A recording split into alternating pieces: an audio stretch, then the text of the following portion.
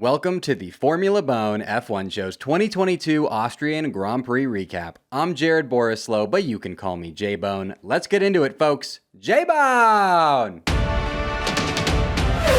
First up, on my Austrian Grand Prix preview episode, I gave you 3 storylines to follow throughout the race weekend. Let's see how those shaped up. The first storyline was F1 Sprint is back. And it was fine. Max Verstappen safely won the sprint race, with some other notable performances being Checo going from P13 to P5, Mick Schumacher defending Hamilton like a lion for much of the race before eventually letting him by because he lost DRS, which he was getting from his teammate Kevin Magnussen. K-Mag, should have been a better teammate there, buddy. Come on. And another thing in the sprint race, the 2 Ferraris battled each other at the start of the sprint, which was very entertaining and probably had Mattia Binotto pooping his pants. I must note that after the sprint race, Charles Leclerc seemed oddly confident about Ferrari's chances in the Grand Prix, which seemed kind of weird given that Max took pole position at Friday qualifying and won the sprint race. I and most other people thought that Max's Friday and Saturday success indicated that Red Bull would have the edge over Ferrari in the Grand Prix, but boy oh boy, we were proven big wrong. And I'll get into how Charles Leclerc was able to beat Max Verstappen at the Austrian Grand Prix later on this episode. But for now, let's get to that second storyline, which was, will Red Bull go 1-2 at their home Grand Prix? And they just went 2, and barely at that. And when I say went 2, here in America, that's another way of saying you pooped your pants. Not to say poop your pants twice already in the first few minutes of the episode, but hey, here we are. Checo retired from the race after sustaining damage during a collision with George Russell, meaning it was up to Max Verstappen to secure all of Red Bull's Austrian Grand Prix points. After the sprint race, of course, during which obviously Checo got some points because he finished in the top 8. But in the Grand Prix itself, it was all up to Max Verstappen because Red Bull retired Checo's car. However, Max was no match for either Ferrari. That is, until Carlos Sainz's car exploded just before Sainz was about to pass Max, which let Max slide into a lucky P2 classification. It is pretty wild to think that had Sainz's car not gone full bomb on him, Max would have easily gone from being double sprint weekend pole sitter by winning qualifying and winning the sprint race to P3 on the Grand Prix podium. The third storyline was, will Ferrari not make a strategy error at the Austrian Grand Prix? And surprisingly, they did not. Unless, of course, you count have Carlos Sainz's engine not explode and make sure Leclerc's throttle is properly functioning as official Ferrari strategies. But for the purposes of this argument, I will not be counting those, though they are indicative of some other problems at Ferrari related to reliability. In fact, Ferrari actually were very on top of their race strategy at the Austrian Grand Prix, and their strategy is actually what won them the race. Ferrari were originally planning to do a one-stop strategy, but then changed it up mid-race to match Red Bull's two-stop strategy after realizing that this would give them a higher % chance of winning the race. And in the end, it really does look like if Ferrari had not changed up their strategy to match Red Bull's, Leclerc very well may have lost to Max. So Ferrari, good job on not completely botching your strategy at the Austrian Grand Prix. You're making moves. Real quick, before I keep on recapping the Austrian Grand Prix, if you are enjoying the Formula Bone F1 show and want to help me grow the show, as well as be notified whenever I release new Formula 1 content, I'd really, really appreciate it if you could take 10 seconds right now, just 10 seconds, and subscribe to my YouTube channel, then ring that notification bell to turn on all Formula Bone notifications. Currently, under 3% of my YouTube subscribers have rung that notification bell, and that number makes J-Bone very sad. Please help me get that number to at least 5% so all my friends stop making fun of me. Please. I'm also trying to get 1,000 likes on this video episode on YouTube if you're able to help me out with that as well. Thank you all so much for the support. It means the world to me. FBONE! It's now, unfortunately, time to check in with you all regarding how my 3 bona fide race predictions fared at the Austrian Grand Prix. And I'm in a bit of a slump here, folks. Bit of a slump. My first race prediction was that Max Verstappen would win the Austrian Grand Prix. And I actually didn't catch the end of the race, but I did see that a ton of orange flares were going off and there was orange flare smoke everywhere. So I can only assume that Max did win the race, which means I got that one right. J-Bo! Okay, fine. I did watch the whole race and am aware that Leclerc won and that I got this wrong. So moving on. My second race prediction was that Red Bull would see both of their drivers podium at the Austrian Grand Prix. And they only didn't because George Russell decided to get back at me for jinxing his top 5 streak last week by effectively knocking Checo out of the race, so I would get this prediction wrong. Well played, George. Well played. My third and final race prediction was that Charles Leclerc would be on the podium for the first time since the Miami Grand Prix, and ding ding, J-Bone got that one right. J-Bone!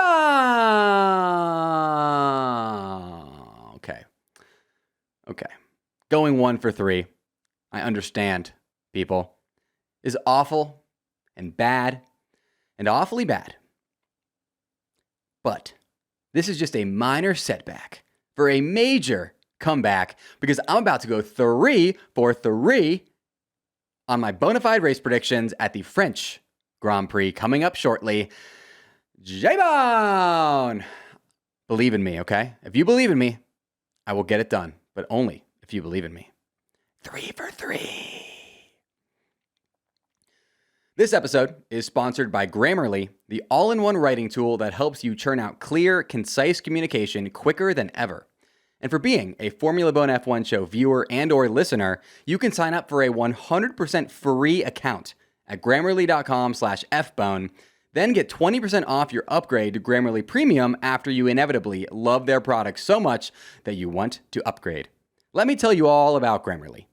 As we all know, there is nothing more embarrassing than sending that work email or group message or sure-to-go-viral tweet and realizing right after you hit send that you made a big grammatical or spelling mistake in it. Luckily, Grammarly makes professional writing fast and simple. It's an all-in-one writing tool that helps you churn out clear, concise communication quicker than ever.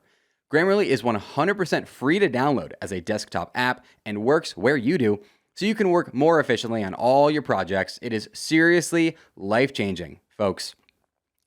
I personally used Grammarly all throughout college to make sure my essays, reports, and term papers were all written in a professional and grammatically correct manner, and I still use Grammarly to this day when I write my episode rundowns. Grammarly makes writing emails, resumes, job applications, you name it, so much easier and stress-free. I cannot recommend it enough.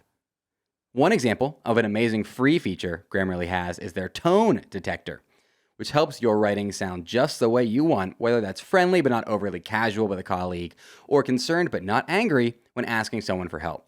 And if you love the free version of Grammarly with its writing tools and tone detector, and then upgrade to Grammarly Premium, you can take advantage of unbelievable premium features like clarity focus, sentence rewrites, and tone transforms where Grammarly does the work for you.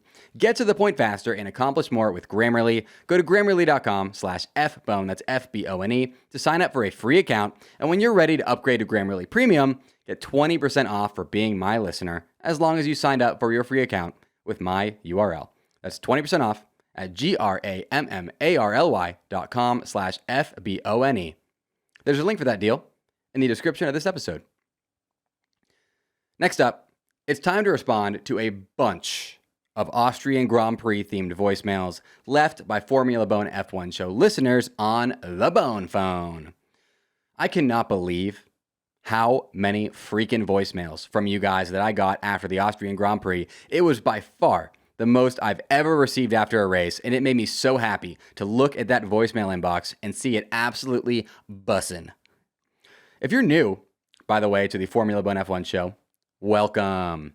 After every single race this season, I do one of these race recap episodes, and a large part of them is me responding to questions, comments, hot takes, and more left by Formula Bone F1 show listeners on the Bone phone, the phone number for which is 1-833-200-0966. And if you live somewhere where it's difficult to make phone calls, I've created a channel in the Formula Bone Discord server where you can submit voice memos directly from your phone rather than calling the hotline number. Check it out via the Discord invite link in the description of this episode. And even if you don't want to send in a voice memo to be played potentially on the Bone phone, you should just join the Formula Bone Discord server anyways because it's very fun. So yeah, invite link for that in the description of this episode. Hope to see you in there. So during or after each race this season, whenever you have an interesting thought, hot take, complaint, or anything else like that, make sure to hit up the Bone phone or the Formula Bone Discord for a chance at your voicemail being played on the show. Without further ado, here is the first call. Hey J-Bone, what do you think of Ferrari's speed at the Austrian GP, a track that seemed to be more Red Bull dominant? Do you think it was more setup related, or do you think Ferrari tuned up their engines a bit so they could take the win at Austria to get a bit back at Red Bull for what happened at Imola?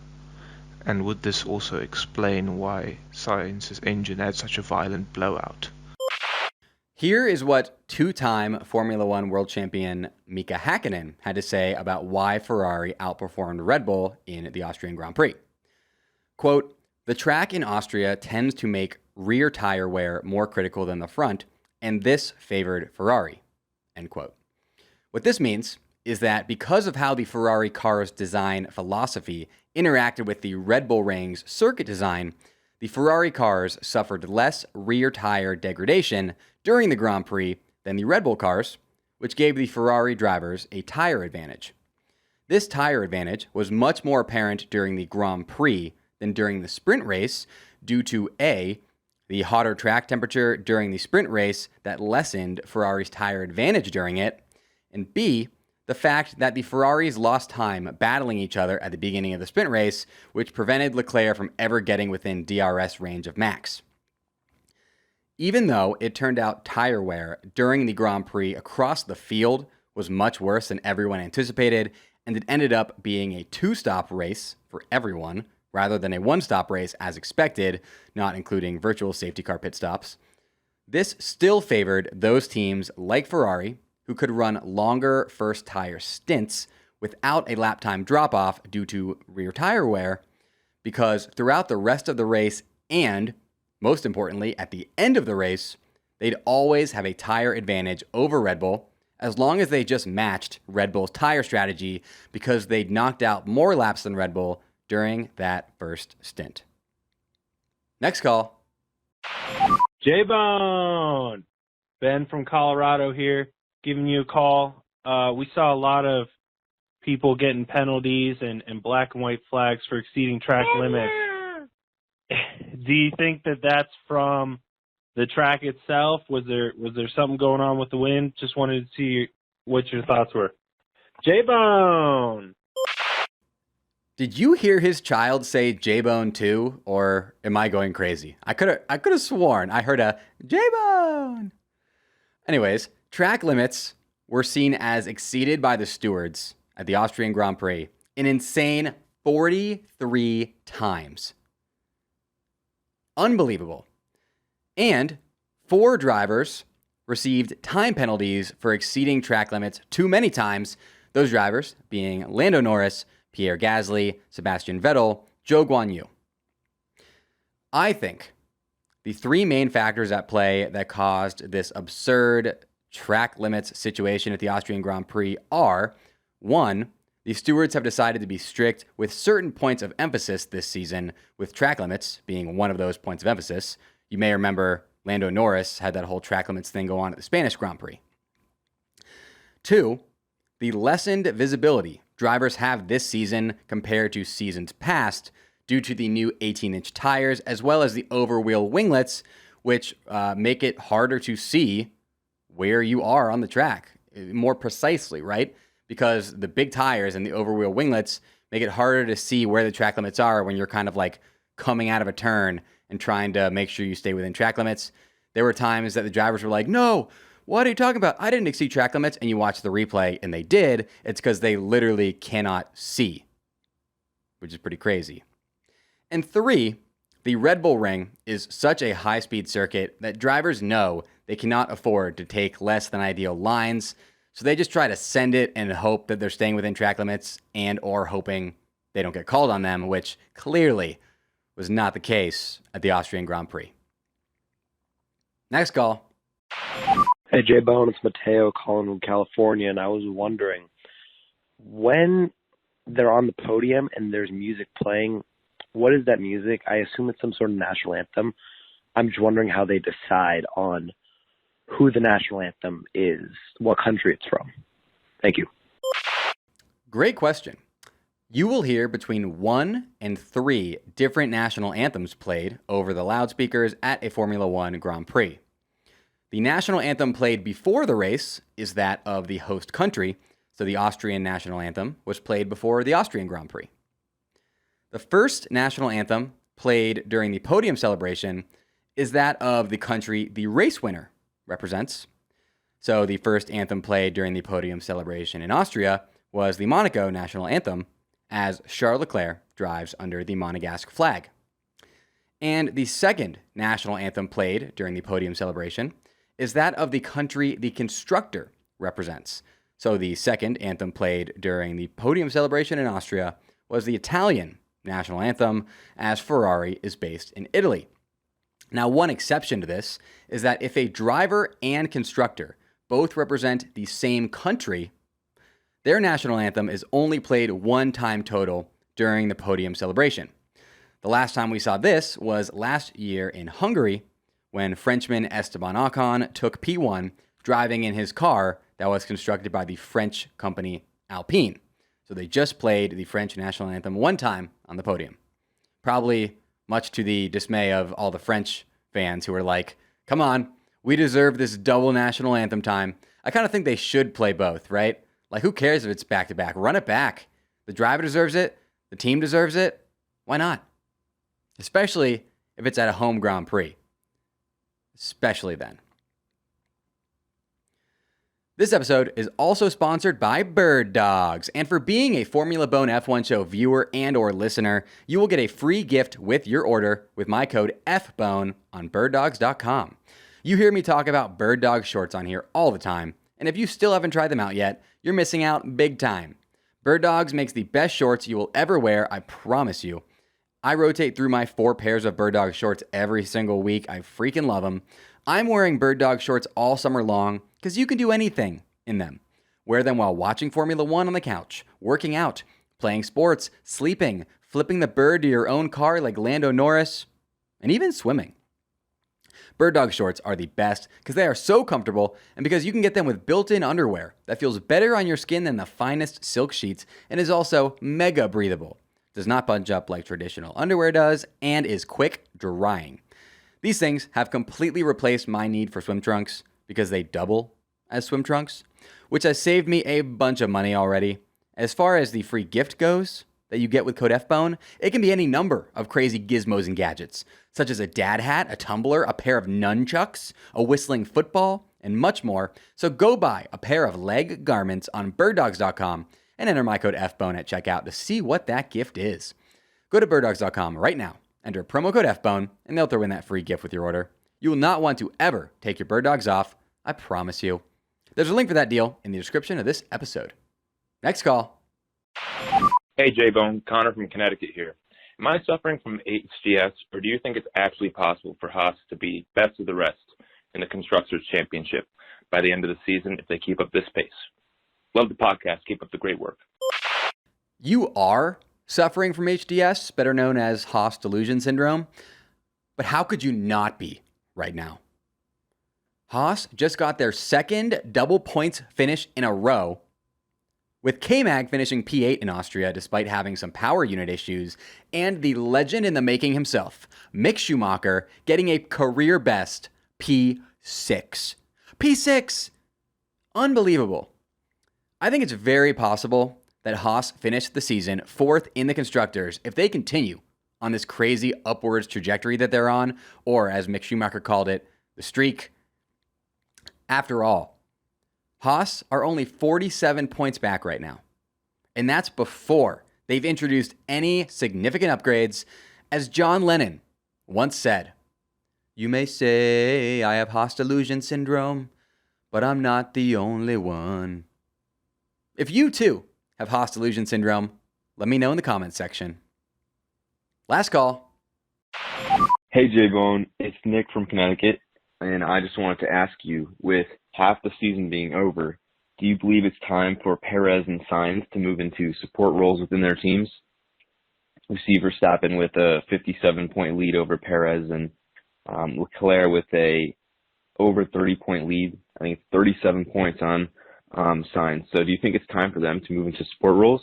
Thanks. This is a great question. I think that if Ferrari and Red Bull both want to give themselves the best chance possible of winning the World Drivers' Championship, they would relegate Sainz and Checo to the support driver role. However, I do not think this is going to happen, at least not just yet, as we're only halfway through the season, and both Sainz and Checo have race wins already and are putting together solid enough seasons. Sainz only has 2 less race wins than Leclerc, so I think there's no shot he would allow Ferrari to make him a support driver already with 11 races left. Meanwhile, while Checo has 5 less race wins than Max, he's only 57 points behind Max in the World Drivers' Championship standings, again, with 11 races left, so I think there's also no shot that he would allow Red Bull to make him a support driver already.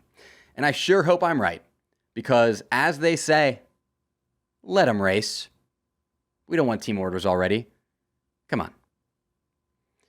That's it for today's episode of the Formula BONE F1 show. If you enjoyed the show and want to help me out, I'd really appreciate it if you could toss me a comment, like, subscription, rating, review, or any other form of engagement on whatever platform you're on right now, so that said platform and its algorithm like J-Bone more.